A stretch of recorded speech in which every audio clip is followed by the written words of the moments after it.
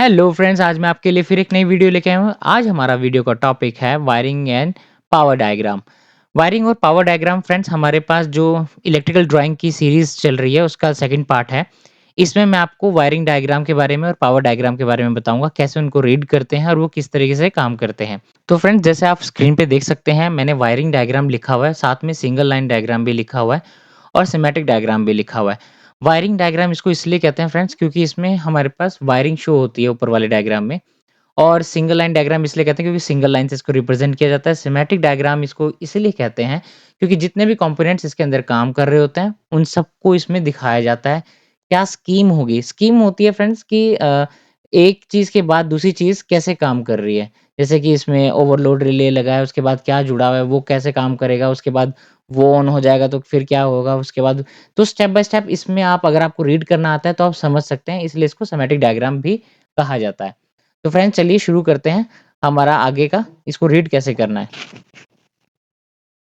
तो फ्रेंड्स, जैसे कि अगर सिंगल लाइन डायग्राम में अगर हमारे पास लाइन के ऊपर 1 टिक लगा है या 2 टिक लगे हैं, तो उसका मतलब होता है कि इतनी वायर्स यहाँ से जा रही हैं। तो अब वैसे शो 1 से कर रखा है, अगर 1 ही है तो 1 वायर जा रही है, अगर 2 टिक हैं तो वहाँ से 2 वायरें जा रही हैं और अगर 3 टिक होगा तो वहाँ से 3 वायरें जा रही हैं।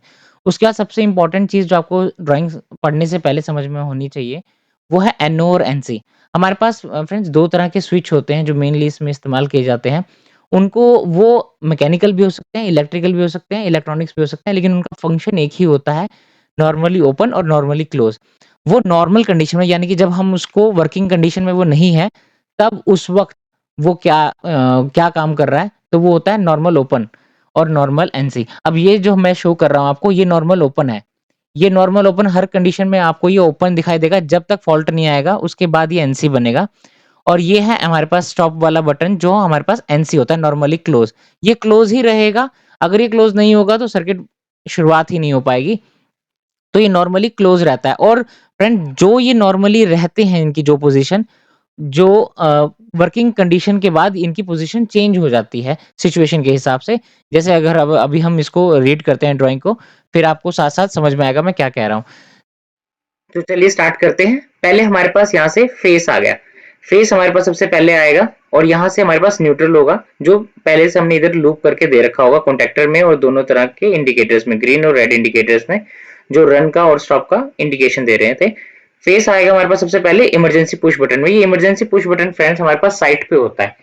इलेक्ट्रिकल पैनल किसी भी इंडस्ट्री में एक जगह पे होता है और वहां से वायरिंग जारी होती है, जो साइट होती है, यानी कि जो हमारे जहाँ पे वर्किंग हो रही होती है, चाहे वो किसी कंप्रेसर की हो, चाहे वो किसी ट्रांसफार्मर की हो, मोटर की हो, अलग अलग कुछ भी हो सकता है। वो एक अलग साइट होती है। ये इमरजेंसी स्टॉप पुश बटन वहां पे दिया जाता है जब वर्कर या ऑपरेटर उसको काम कर रहा हो, उसके साथ या उसके ऊपर काम कर रहा हो, तब अगर कोई हादसे की स्थिति हो जाए तो वो फटाफट से उसको पुश कर दे।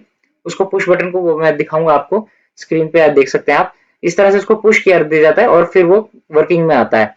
तो ये उसके बाद पावर आएगी पुश बटन के बाद यहाँ पर, ठीक है। यहाँ से लूप लेके वायर जा रही है ओवरलोड रिले के इस पॉइंट पे, यहाँ पे आ जाएगी और फिर यहाँ से होते हमारे पास ये ओवरलोड रिले का एनसी पॉइंट है, इससे होते हमारे पास यहाँ पे आएगी स्टॉप पुश बटन पे। एक पावर यहाँ पे आ जाएगी, फिर यहीं से लूप दूसरा उठेगा और एक कॉन्टेक्टर के एक पॉइंट पे जाएगी। अभी हमारे पास स्टार्ट पुश बटन आएगा। ये ग्रीन वाला जो इससे ऊपर, ये कॉन्टेक्टर है हमारे पास फ्रेंड्स, और इससे ऊपर जो हमारे पास एक ग्रीन है, ये पुश बटन है।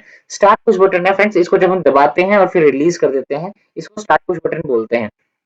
ये सिर्फ एक बारी के लिए होता है, मतलब कि आप एक बार पुश करो और ये स्टार्ट हो जाएगा। जब ये स्टार्ट होगा तभी हमारे पास करंट जो है वो जंप करेगा और प्रोटेक्टर की कॉइल एनर्जाइज हो जाएगी, वो होल्ड हो जाएगा और उसी के साथ जो उसका पॉइंट कनेक्टेड था, जो हमारे पास यहाँ पे नॉर्मली ओपन था, वो एनसी बन जाएगा और एक तरीके से करंट जो है बाईपास होके इस रूट से कॉन्टेक्टर के पास पहुंच जाएगा और कॉन्टेक्टर होल्ड हो जाएगा। इसी सेकंड के बीच में पुश बटन रिलीज हो जाएगा, उससे कोई फर्क नहीं पड़ेगा क्योंकि हमारे पास कॉन्टेक्टर जो है वो होल्ड हो चुका है उसी के एक पॉइंट से, और ग्रीन लाइट हमारे पास इंडिकेशन जग जाएगी क्योंकि उसके पास ही पावर पहुंच जाएगी। इसका मतलब ये होगा कि हमारी मोटर चल चुकी है, रन हो चुकी है। अब अगर हम इसका जो पावर देखें, ये हमारे पास ओवरलोड रिले है। इसका जो एनसी पॉइंट है, जैसे हमारे पास कोई करंट ज्यादा हो जाएगा, ओवरलोड रिले ट्रिप हो जाएगी, तो ये एनसी जो है एनओ बन जाएगा और सर्किट ब्रेक हो जाएगा और वो पावर जो है यहाँ पे रूट हो जाएगी, ये क्योंकि एनसी बन जाएगा और ये रेड इंडिकेटर जल जाएगा, ये बताने के लिए कि मोटर में कोई फॉल्ट है और ओवरलोड रिले की वजह से है। फ्रेंड्स उसके बाद हमारे पास आता है पावर डायग्राम। पावर डायग्राम बहुत ही सिंपल है, इसमें टर्मिनल से 3 टर्मिनल रेड, येलो, ब्लू है, इनसे केबल उठी, वायर उठी है। उसके बाद हमारे पास सर्किट ब्रेकर पे गई है, ये थर्मल का इंडिकेटर होता है, थर्मल इंडिकेटर, यानी ये सर्किट ब्रेकर जो है इसमें ये थर्मली ऑपरेट हो सकता है ट्रिप कंडीशन में। उसके बाद हमारे पास ये मैग्नेटिक कॉन्टेक्टर आ गया, जो कि हमारे जिसकी कॉइल हमारे पास ऊपर मैंने आपको बताई थी एनर्जाइज होती है। और इस कॉन्टेक्टर से हमारे पास जस्ट बाद आता है लोड रिले आती है, उसके बाद आती है हमारी मोटर्स, 3 फेज की मोटर है फ्रेंड्स। आई होप आपकी ये वीडियो आपको अच्छी लगी होगी और आपके काम आएगी। Thank you friends and have a nice day. अगली वीडियो में उसमें हम इंडस्ट्रियल ड्राइंग को कैसे पढ़ते हैं उसके बारे में देखेंगे। Thank you friends.